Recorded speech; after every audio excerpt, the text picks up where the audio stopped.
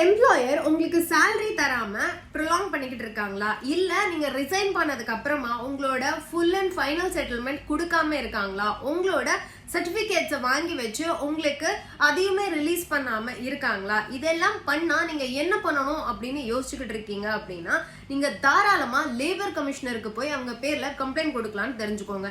If in case உங்களோட employer உங்களுக்கு salary கொடுக்கலன்னா உங்களுக்கு அவங்க எத்தனை மாசம் salary கொடுக்கல அப்படிங்கிற ப்ரூஃப், அது நீங்க கேட்டதுக்கான ப்ரூஃப், உங்களோட salary சர்டிபிகேட் இதெல்லாம் வச்சு நீங்க ஒரு லீகல் நோட்டீஸ் இஷ்யூ பண்ணலாம், போலீஸ் கம்ப்ளைண்ட் கொடுக்கலாம், லேபர் கமிஷனர் கிட்ட நீங்க கம்ப்ளைண்ட் ரெஜிஸ்டர் பண்ணலாம், லேபர் கோர்ட்ல போய் உங்களோட எம்ப்ளாயர் மேல நீங்க கேஸ் போடலாம் அப்படின்னு தெரிஞ்சுக்கோங்க.